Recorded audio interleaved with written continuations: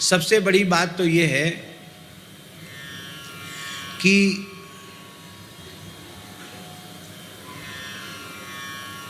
ये राजनीतिक स्वार्थ, लोभ सबकी खोपड़ी में घुसा हुआ है।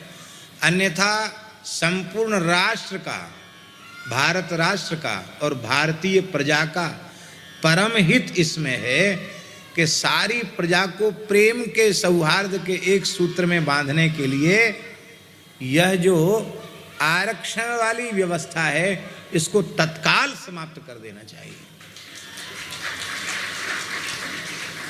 जो संविधान का निर्माता, जो महानुभाव जो थे, जिनको संविधान का निर्माता कहा जाता है, उन्होंने भी इस व्यवस्था को लंबे समय तक चले ऐसा नहीं स्वीकार किया था। कितने समय के लिए किया था? आपको 10 वर्ष के लिए किया था।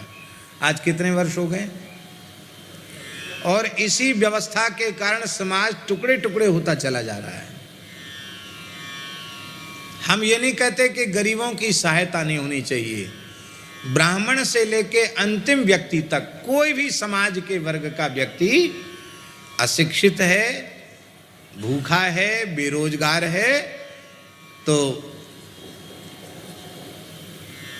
न्यायवादी, प्रजापालक, प्रजापोषक, पवित्र शासक का कर्तव्य है कि उस व्यक्ति की वो सहायता करे।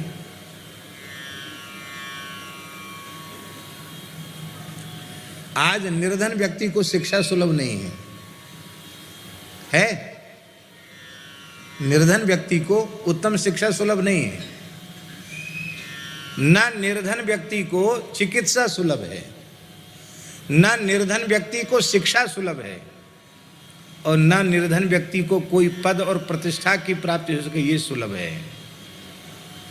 और यह सब परिणाम है इस आरक्षण के असुर का परिणाम है। जिन लोगों को उसका लाभ मिलता है ना, वे ही लोग उसका लाभ ले रहे हैं, उनके ही वर्ग के अन्य लोग लाभ नहीं ले पा रहे हैं। दूसरा क्या हो रहा है? सहायता निर्धन व्यक्ति की होनी चाहिए, गरीबों की सहायता होनी चाहिए, पर मनुष्य को सर्वथा अकर्मण्य बना दिया जाए, उसको मुफ्त खोर बना दिया जाए, यह उसके साथ न्याय नहीं है, यह उसके साथ अन्याय है। आपको कुछ न करना पड़े, वो आपको इतना अन्न मिल जाए कि उससे उसको बेचकर आप गंदी चीज पीने लग जाओ, गंदी चीज खाने लग जाओ, और आपका परिवार, आपका जीवन एकदम नष्ट प्राय हो जाए, तो यह आपके ऊपर कोप हुआ की कृपा क्या हुई? इसलिए हर व्यक्ति को उद्यमशील होना चाहिए, हर व्यक्ति को क्रियाशील होना चाहिए। पहले का, इसके बाद खा। वर्णमाला में यही पढ़ाया जाता है कि नहीं? पहले का और फिर खा।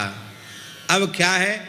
का को हटा दो, खा ही खा, तो सब खा जाएंगे, खाए चले जा रहे हैं, और उसका परिणाम क्या होगा? इस तरह से चलेगा तो कभी न कभी व्यवस्था जब चरमराएगी तो इतनी अधिक व्यवस्था चरमरा जाएगी, इतना नीचे चले जाएंगे, फिर उठने का कोई विकल्प ही समझ में नहीं आएगा कि अब खड़े कैसे हों। ये बाहरी बवंडर बना रहे तब तक बना रहे हो, जब ध्वस्त होंगे तो क्या, कैसे खड़े होंगे फिर? इसलिए आर्थिक दृष्टि से सशक्त और संपन्न बनना चाहिए, और वो तभी बनेंगे जब पहले का और उसके बाद में खा। राम कृष्ण की प्यारी गैया, सारे जग की माता